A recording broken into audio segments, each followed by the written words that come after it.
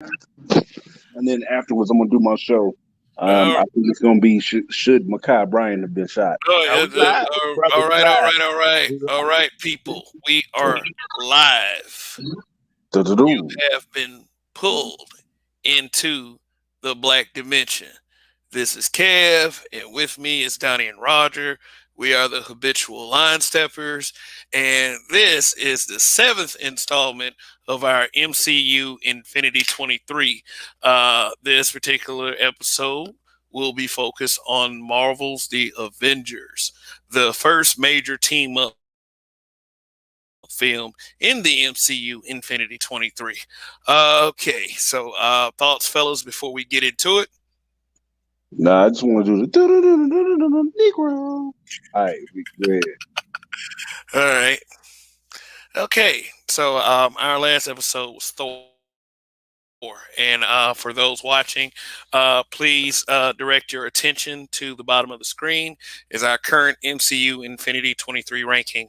Number 6 is Captain Marvel. Number 5 is Thor. Number 4 is The Incredible Hulk. Number 3 is Captain America, the First Avenger. Number 2 is Iron Man. And number 1 is Iron Man 2. Reminding you to subscribe to the Black Dimension. And of course, fair use is in place. So, gentlemen, all right. The movie for today's episode is The Avengers. As I said, it is the first team up movie in the MCU, and it really defined where the MCU was going from there. A couple of major things did happen in this film, but we will see how it ranks as far as how the other ones, ranks against the other ones that are scrolling across the bottom of the screen as well. So, yes, I think I went and saw this film in the theater a good 3 or 4 times. Okay, you was pushing it. Oh I yeah, remember yeah, going yeah. to see it. I like this film. I thought it was a great team up film. I think I went to go see it twice because I think realistically there was never a film of this magnitude and proportion, right? Prior to the Avengers doing it, there was no team up movie like this. Now you may have had different franchises coming together, but nothing on the scale of the Avengers. So yeah, this was an epic movie at the time.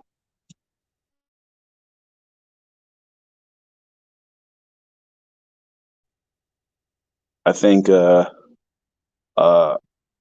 And a fun fact about this film is this is Josh Whedon's first film in the MCU. Um, uh he was really supposed to be the guy that would carry the Avengers on to the end of the phases leading up to Thanos, correct? Originally. Uh, yeah, that's what the story was, but I think he bounced back and forth between DC, right? For uh, Brother Project. trying to go where the money is, and you can hardly blame anyone for that. But we saw Joss Whedon as a different person back then. So anyway, but he did pretty good with this film right here. He gave he gave the measuring stick for the MCU with this film, but the MCU Infinity 23, if the Avengers film was going to be the best film of the entire MCU Infinity 23, we might as well stop ranking right now, because it does get better and the MCU just gets greater and greater. So this this is the seventh film in the continuity, and lucky number 7, because this is this film right here said this is why we are here. Uh, there were the other films in the continuity that led up to this film. I would say were very important were the Incredible Hulk, the Hmm. first Iron Man, and the second Iron Man. Iron Man was definitely influential to the entirety of the franchise. I think that's what really set the ball rolling. Had Iron Man not worked out, we may not be here today with the entire MCU universe. I think Iron Man was really uh, the test, the pilot for to see if this series would work, and Robert Downey Jr. did us justice. Well, Oh yeah, that's true. I was just gonna say because without the money being made from Iron Man, it wouldn't be no MCU because that studio was about to fold. But I'm gonna say that the Avengers was an extremely epic movie because this is something that just really hadn't been done. With the fact that it had not been done before, this was more epic than epic for a long time. I remember the anticipation of this particular movie coming out. So I don't know how many times I said it in the theater. I only saw it once or twice, but that was probably because I was busy. That's all that really was. But man, I couldn't wait for this one to come out. This was a truly epic installation. And if you hadn't already been sold on the MCU, you had to be sold at this point. Yeah. Yeah, I'll give one significant to this film. It introduced Mark Ruffalo's Hulk, which was very good. The Hulk being a part of the MCU itself is sort of a strange case because the character itself is still under contract with Universal, but they made a deal with Disney, and yeah, I think this is when Disney first took over. I think that Universal would say that you could use Hulk, but only for team up films, not for solo films. So we No, still, I don't I don't think that's true, kid. I think the rights have been sold to Universal for Hulk movies. So only Universal can do Hulk movies right now. But they had not sold the rights for him to deal in team ups. That's which is why they put him in team up movies because they just don't have access to the man by himself. But they didn't want the deal they got done with Universal. They the deal, and Universal's the only person that can make a solo Hulk film right Well, uh, uh, so one of my things is the if that's true, that kind of does open up a lot of possibilities because the Hulk, um, while he is a great standalone character, there's a lot of Hulk and content out there, right? So one of the things that would be great to introduce maybe one of the mutants into the MCU is that time skip of 5 years that was lost to where Bruce Banner gained control of the Hulk. Maybe he goes off to the wilderness, not to the wilderness. It's the Canadian wilderness, right? And he fights Wolverine. That might be, a good explainer of bringing mutants. You got Wolverine coming in, so it's Hulk and Wolverine. But I personally don't believe that they have the right to do a Hulk and movie. That seems like a bit of a stretch, and frankly, I'm really surprised that Universal hasn't jumped in and said we're going to make a Hulk movie. There's got to be some kind of contract, lawyer, legal situation involved to where Disney is paying them money in order to low key kind of lease their own character. well, or it could be that Mark Ruffalo's Hulk doesn't fit into the idea or vision that Universal wanted the Hulk to fit in. But they pretty much, I would say, I did like the Incredible Hulk film, but I felt like they kind of dropped the ball, not going in the direction that they wanted to go in. Instead, bending to the whims of Edward Norton. The film itself was good. I mean, I watched The Incredible Hulk, but at the same time, it is not like I say, is Universal's ideas and Disney's ideas are far different. So that I'm just saying that in theory as to why they have not pulled the trigger on making a solo Hulk film yet. Maybe they want to do something different, kind of like what Sony wanted to do with Spider-Man, except for Tom Holland's popularity is too eclipsing, so they couldn't really depart it. So we'll see what happens with that in the future. But it has been reported now. in. Oh, Before you move on, let me throw this on there before you move it on.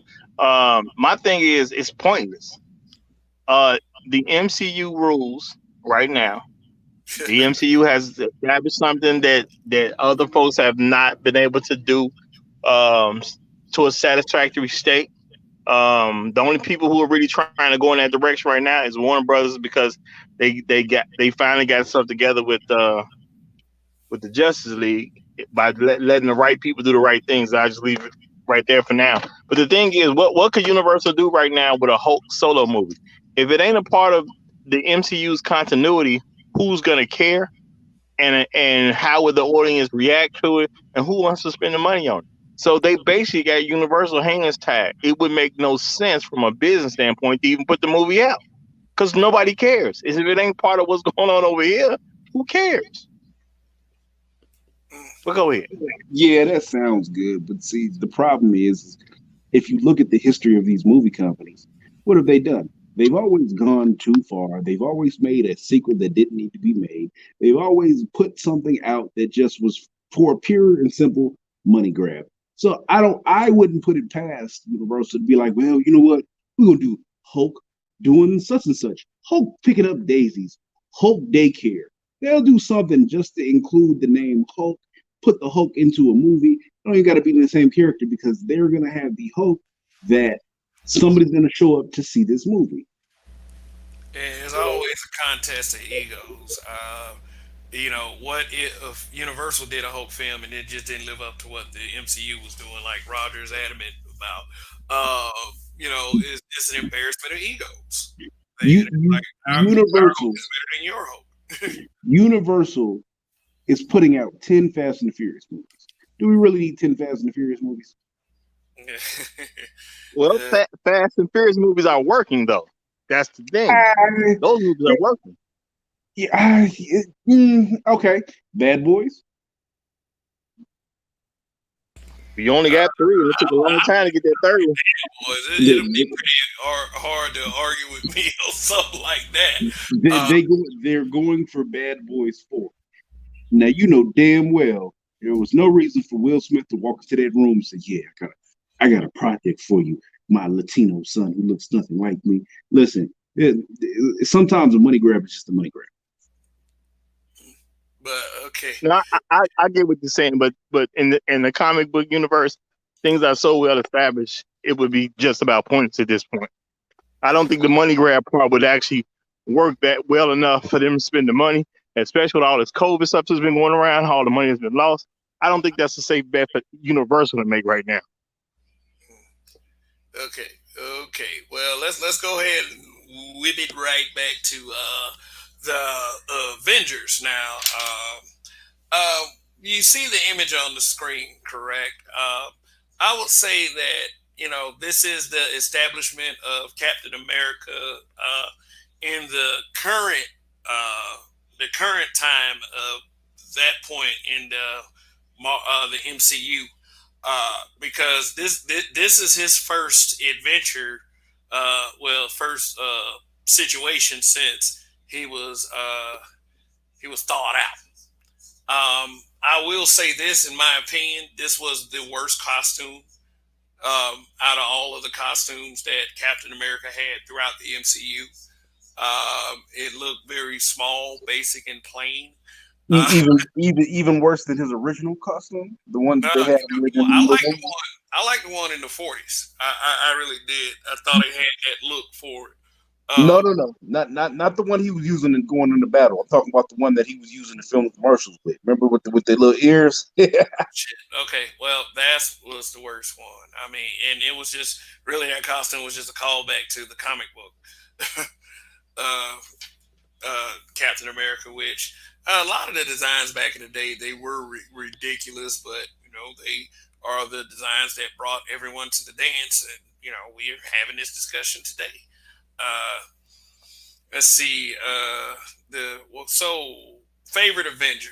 Do y'all have a favorite? So I'm always a big fan of Hawkeye. For that Batman effect. Hawkeye is doing this stuff with no superpowers. But aside from that, you can never beat Iron Man.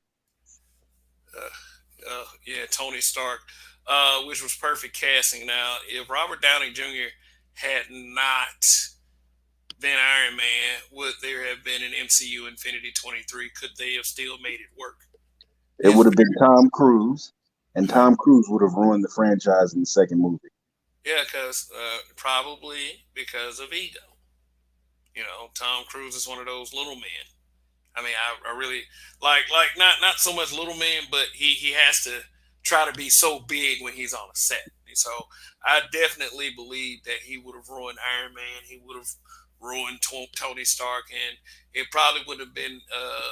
We probably wouldn't be looking forward to Shang-Chi that's coming out in September.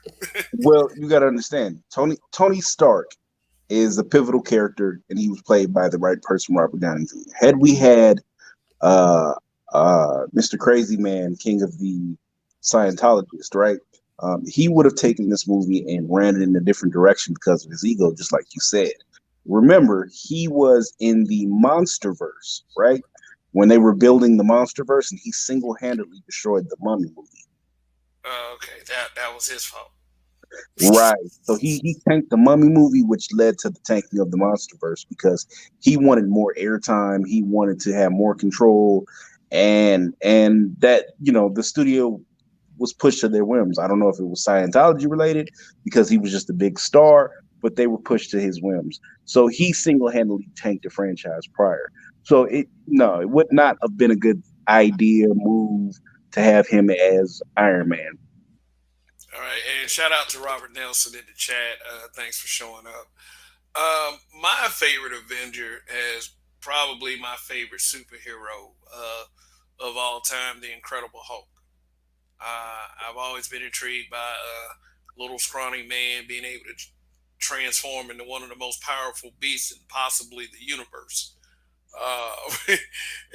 Hulk has always been my favorite. That's why I'm so disappointed. Like sometimes I'm disappointed with the capacity that the Hulk is being used. I really wish that the MCU would just run with a solo film. I think that it would work. It would be epic. The world of the Hulk is so vast and it's so interesting. In his many forms. Like maybe one day they'll explore the Gray Hulk, Joe Fixit, or they might, or explore, or if they allow freedom for some other characters to be used, explore his abusive childhood. Well, remember the Joe Fixit character was supposed to have been at the end of Age of Ultron. What? The Joe Fixit was supposed to pop up there? Yeah, so he wasn't necessarily Joe Fixit, but he was a Gray Hulk. And they ended up getting rid of it last minute. Yeah. Well, I mean, they probably will explore the Hulk a little bit deeper since they've given you Professor Hulk. They'll probably give you Joe Fixit eventually.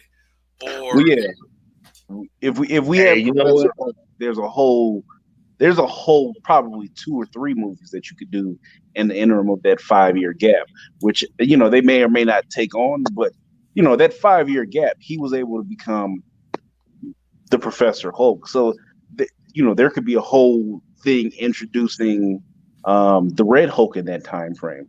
I'm just curious to see where it goes. Yeah, I think the Red Hulk is coming. I think he is. There is no room that they can do a solo film. Universal Studios would have to go out of business first. Aren't they one of the biggest movie studios? Yeah, they are. So Yeah. So might as well forget it. Nuts competition, unfortunately. Yeah. So why would they give the Hulk back to MCU? Why would it make sense right now? Because that's Universal partnering with Disney. So here's I'm one of the just things really about explaining that was my favorite Avenger, the Hulk. Do you have a favorite Avenger, Robert? I mean, Roger. At this point, Captain America. Captain America. So let me say this: just thinking on how all of the contracts are with Disney characters, they have to use these characters within a certain time frame in order to keep the character licensing. So if there isn't a Hulk movie, there hasn't been one since I would assume Edward Norton's Hulk movie. They're either on the verge of losing that character or close to it, unless they've worked out a deal with Marvel. I just don't see them letting that character go because they don't want to take the loss. They're gonna take a loss if they spend money on a movie that's not gonna work. But I still don't think they're just gonna let that character go. There's too much money to be made from it, even if they're not putting out movies. They don't work something out with Marvel. They had to work something out with Disney. Well, if that's part of their contract, because I don't know if that's part of. I mean, I know Marvel has done it with different characters, where there was a clause about time. So the thing is that part of that contract? Do we know that? We don't necessarily know if that was included in that. Because as you do contracts, you do better contracts over time. So who knows? Yeah, what you do better contracts, but that's on both ends. So I'm just curious. Spider-Man, for example, Spider-Man, they have to do a certain amount of Spider-Man movies in a time frame, right? So the last one before we have the Spider-Man that we have now, it was the Amazing Spider-Man 2, right? So in that time frame, there's a time limit to what they have to do this character. Now, my understanding with Marvel and Sony is it's a joint venture, so it counts to their credit of they're continually using the Spider-Man character. I would imagine it's probably the same thing with Universal. Yeah, I'm not saying it isn't, but all I'm saying is Sony and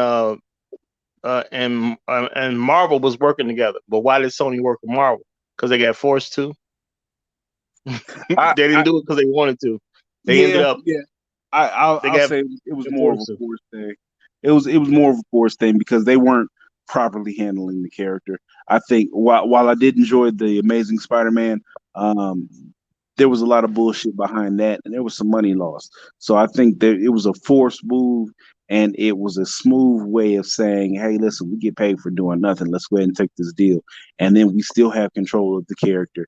And you saw how they moved after the fact to pull the Spider Verse to where they have Morbius and Venom and everything else going. So it was a smooth move on Sony's part. Man, Sony was about to go out of business, man. They had to. And remember, even the people that was running Sony in this country wasn't smart enough to do it. The bosses from overseas made them do it, and that was only because Sony had that paperwork leaked. And the bosses from overseas found out that Marvel wanted to do this, and they was on the verge of bankruptcy. Had they not been on the verge, who knows if they would have done it anyway?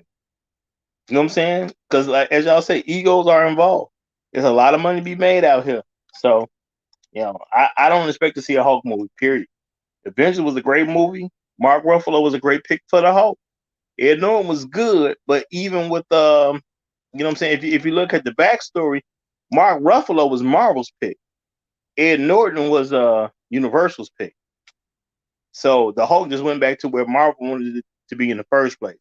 So I'm good with it, you know. And this made for an epic movie. That's all I'm saying. Epic movie. Yeah, let's talk about the plot for a second. So basically, Loki was supposed to lead an army of aliens called the Shatari to attack and invade the Earth. Also to retrieve the Tesseract, which is one of the uh, Infinity Stones, which would be the second appearance of this. It was called the Cosmic Cube on Captain America: The First Avenger. So, after this, Nick Fury decides to assemble Earth's mightiest heroes, starting with Iron Man. Like, what? Let me see. How did it start off? Coulson went to see Iron Man, and then he called Black Widow. He told Black Widow to go get the Hulk. Iron Man was the first conversation. The Hulk, they went and talked to Thaddeus Ross about the Hulk at a certain point. Then it was the actual conversation with the Hulk, right? And Iron Man had defrosted and was already in their custody. America. Captain, huh? Oh yeah, Captain America. Hawkeye was a Shield agent. Romanoff was a Shield agent. So then that leaves who? Thor. And I'm not quite. I don't remember how they. I think Thor went to go get Loki, so that's how they ended up linking with him. Yeah. Also, is word is that Jeremy Renner wasn't too pleased with how he was used in this film. Like in the film itself, he started out as basically being entranced with the Loki staff, and basically being a mindless servant of Loki until Black Widow was able to snap him out of it via a pretty decent head bump. uh, but they did end up making it up to him eventually. Also, there are some pretty significant events in this film, including the What, death of Agent Phil Coulson, which I did not what, particularly like myself. But go ahead. real quick on the Jeremy Renner situation. Think about this. Y'all putting out basically what the biggest movie in history. Okay, and I'm one of the stars of the biggest movie in history. And then you're gonna remove me from a good chunk of it. Yeah, that ain't gonna go over well with me either. So I totally understand where he coming from. I mean, it's still made for a great movie, but from a personal point, actor point, I get it. It's the biggest movie ever. The first movie to be done like this. Yeah, he gonna have an issue with it, of course. But back to Phil Coulson died. Yeah, Phil Coulson died, and I think that was the plot point in the film that brought the team together to push back against Loki's invasion with the Chitauri army. Um, then whole cool, they had the whole cool Avengers assembled moment. Uh, yeah, and it was pretty epic at that point. A few funny moments in the film when Thor and Iron Man had the forest fight, and Captain America intervened, and the whole put the hammer down thing. I was amazed by it because you saw what happened when Mjolnir, Thor's hammer, strikes Captain America's vibranium shield, which otherwise Captain America would have been pancaked. Especially with that, especially if it had that makeshift U.S. agent shield, yeah, Captain America would have been done for. But it really highlighted a real interesting fictional fact, like imagine that about vibranium. Mm-hmm. What Another significant. Okay, y'all wanted to say something? I was gonna say, I think they handled that real well because it was really cool. Because you got to explain it in the universe that you're in. So the way they explained that was very cool. You know what I'm saying? Because Captain America, but he ain't finna take no blow from Thor like that. You know what I'm saying? So yeah, that was a cool way to set a tone and explain things. 'Cause I don't I think thought Cap, very significant. I don't think Cap would have got through that fight with Loki without Iron Man. Um, no, hell no. Um, no. You got to think Captain America. Even in the comics, he was a very technical fighter. He had super strength, but in reality, his power is being the optimal human. It Right. really ain't He got much super. more. he, he got super human strength. Yeah, Thor got super strength. Yeah, yeah, like, big difference. Yeah, but the most powerful guy in the film doesn't have superpowers of any kind, and I'm not talking about Hawkeye. The guy I'm talking about is Nick Fury. Well, so the difference between all of them is Nick Fury's not actually fighting, and he's kind of the low key Batman in the universe. This is a man with time and preparation. Um, so when it comes to Nick Fury, his superpower isn't anything super special. He's prepared, and that's mainly what it is. Every time you catch Nick Fury in a bad spot, he's prepared. So aliens invade, he's prepared. He's got a team. They crash into him to try and get his car. He's prepared. He's got this super car that's bulletproof with guns and turrets and flight mode and all this stuff in it. That's his issue. But if you catch Nick Fury unprepared, he's a one-eyed man. Yeah,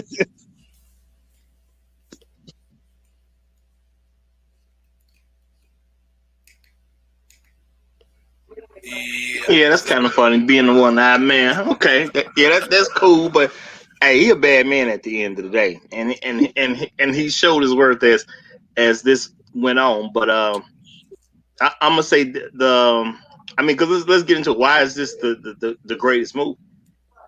it was I mean, Loki bringing the threat was I mean, I don't know how they knew the world was gonna fall into Loki, because the world kind of loved Loki right off Jump Street.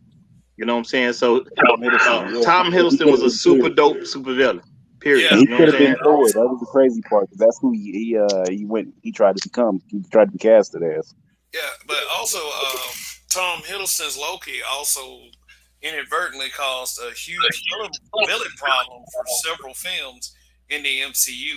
I don't think you saw another really great villain like Loki for a while in this particular part of the MCU films. Well, Uh, not a villain problem. I mean, some people say that, but at the end of the day, you got to understand that this is comic books being opened up to a world of people who never read comics. So maybe a villain problem for people who are so much more into the comics.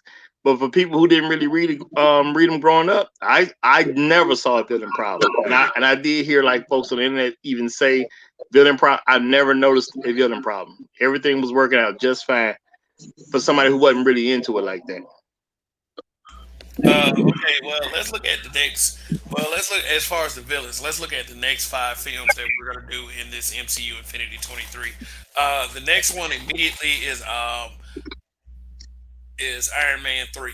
And what was his name? Aldrich Killian. Uh, he ended up being the main bad guy. I mean, he was pretty good, but how big a threat is he compared to the other villains? He's pretty probably far Oh, down.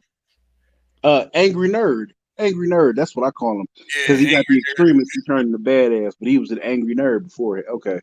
Yeah, Aldrich Killian. Okay, and Thor: The Dark World. You got Malekith, the Dark Elf.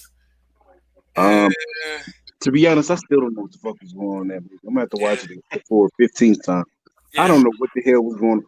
I know it was some angry elves that they gave a super potion to, but to this day I just don't know.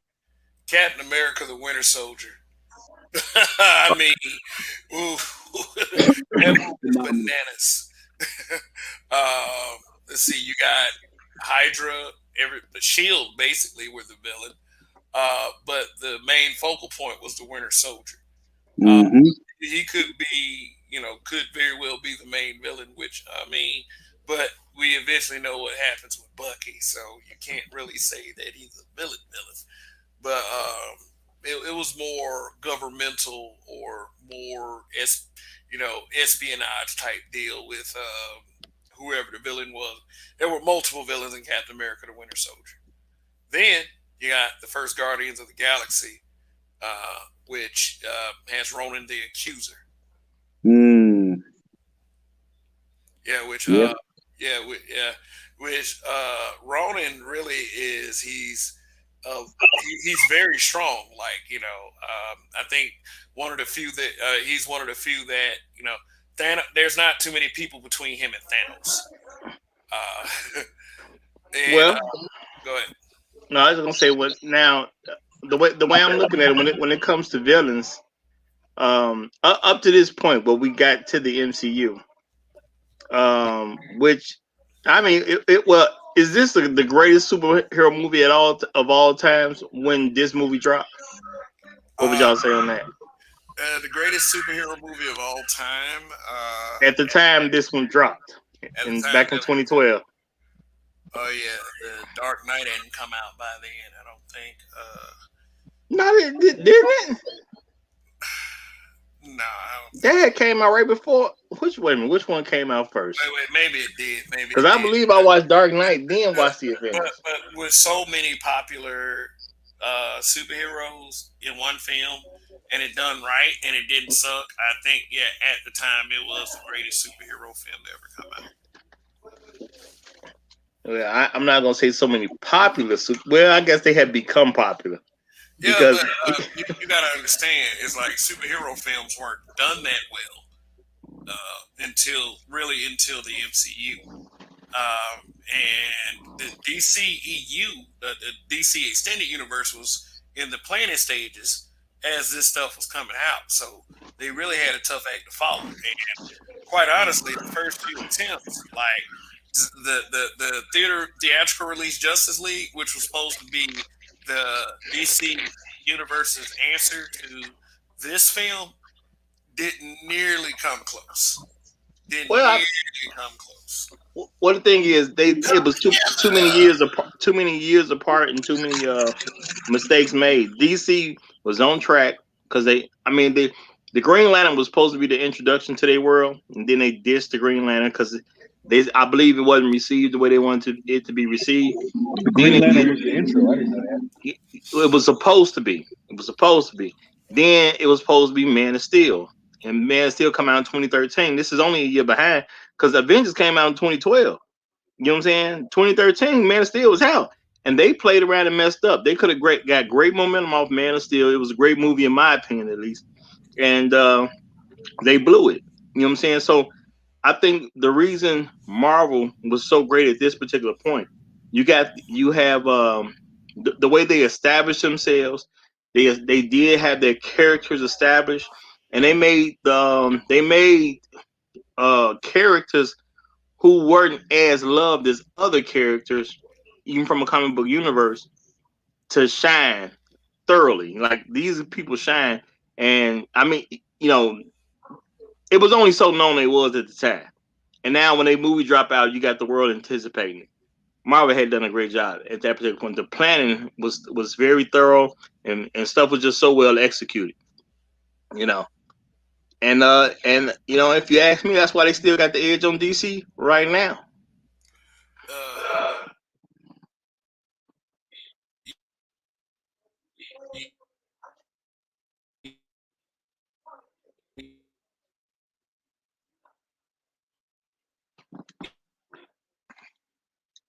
Now, and at this particular point, yeah, you know, it's all about Captain America, I'll say. yeah. But the shadow of the big bad Thanos was introduced. Thanos was confirmed as the big bad in this film. Well, they had played so many things together well because from what I heard, that was more of a last minute type of deal. They decided to put Thanos in there. You know, I even heard that it was a last minute deal to throw Shield in Iron Man. So the way they just had certain ideas thrown in and they made it work so well together. I mean, because this Thanos is not what's my man that played Thanos, Josh was Brolin. it Josh Brolin? Because that's not him. You know what I'm saying? So this was Yeah. like a last minute idea. No. The first Thanos has always been Josh Brolin. No, the first Thanos was played by an actor named Damien Portier. Wait a minute. Let's backtrack. Yep. Here. I just watched this movie the other day. To my knowledge, to my vision, that looked the same as the Josh Thanos Brolin. Nope. Bro, Nope. it's not the same person. Josh Brolin wasn't even cast as Thanos at the point of this movie's release. Well, damn. Like, it was shortly afterwards. But yeah, because Josh Brolin was Thanos in the first Guardians of the Galaxy film, but he was made up differently. And I heard it was Josh Whedon that threw in an idea like, let's just throw Thanos in at the end. Yeah, but and it just worked. If you direct your attention to the screen, the African American man in the middle of the screen is the first Thanos actor. So, fun little tidbit for the MCU: the first Thanos was black. So, just the first Thanos was a black man. Yeah, the first Thanos was a black man. I'm joking. I knew. No wonder he's hating. All right. So, all right, great epic film. One thing I did not like and did not agree with on the film is the death of Phil Coulson. I thought he was too fun a character to kill off, but it was a plot device to get the team together. So the death kind of made sense. I still didn't agree with getting rid of Coulson so fast, but of course, if you wanted to see more Phil Coulson, they had the television show Marvel's Agents of S.H.I.E.L.D. So I guess this is around the time where we talk about how it stacks up against the other films that we have ranked thus far.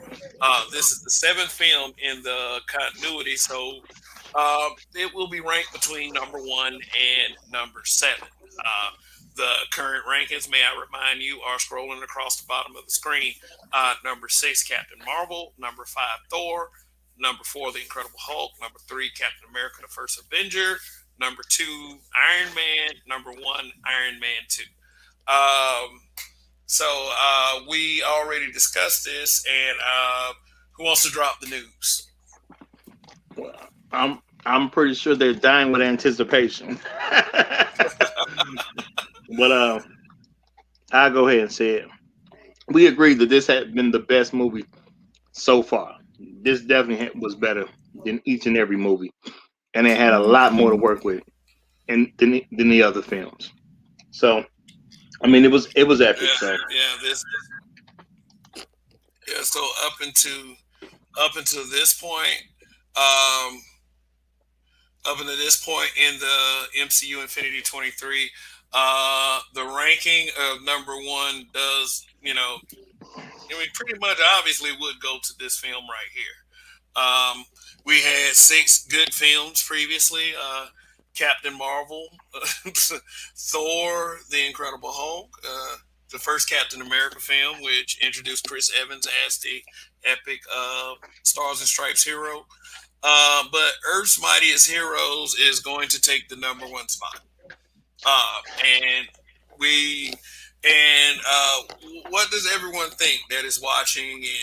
And do you think that it's justifiably number one? I would believe that most people would, but will it hold on to that number one spot based on the next five films that we're going, even based on the next film that we're going to do, Iron Man 3? So, fellas, explain why you would agree that this is the number one film out of the seven that we've already ranked. So this is the first movie in its generation per se, right? That really brought superheroes, actors, franchises together in a strong fashion.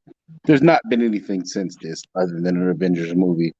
Um, I'll give you the new recent Snyder cut. I refuse to acknowledge the other Justice League movie prior to this, but this was on an epic scale that set a pace, a continuity, a universe, a dynamic that was unparalleled.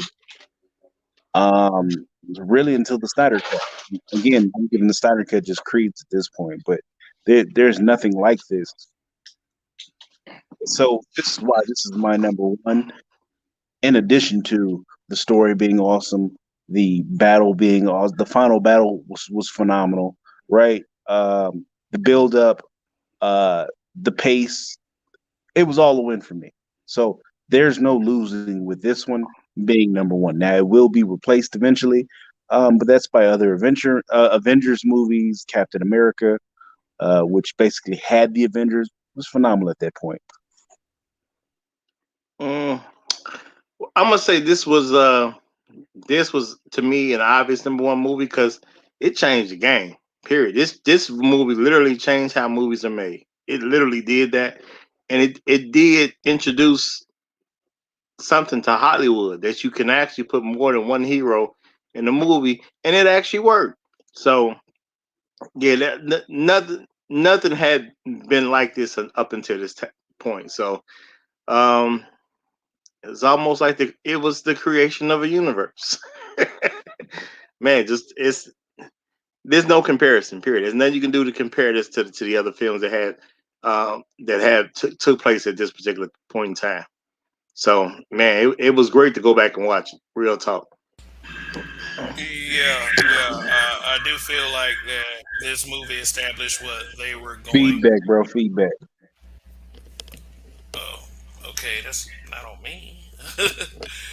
uh, but what I was saying was this movie definitely told you what they were going to do with the rest of these MCU films. Basically, they introduced all the characters before they came to this film, so you already had a rapport with the characters going into this. So this film couldn't do nothing but win and was well put together. So yes, this was at the time the greatest superhero film of our generation, of all time, possibly. So yes, it's easy to place this at number one. So from here on out, I'll just have the top five films. The top five films scrolling across the screen because we only got so many characters to work with. And just remember this for the next broadcast, and they are as follows. Number five, The Incredible Hulk. Number four, Captain America, the First Avenger. Number three, Iron Man. Number two, Iron Man 2. And the new number one, The Avengers. Will Iron Man 3, the next film, break into this top five and dethrone any of these movies? We shall see. So, anything left to say, fellas? And shout out to Rogish the Build Monger, by the way. No, I'm good. I'm good. Shout out to Rogish though. Shout out to Rogish. What up, Rogish? Rogish, pop on. We're gonna do a show after this on YAS Photo. Okay. Yeah, the link is in the chat, but we are about to go off of the air for right now. This has been our MCU Infinity 23. Thanks for joining us. The next episode in this series will be Iron Man 3. So hopefully we'll see you then. You have been pulled into the black dimension. Hopefully you will find your way out. Peace out.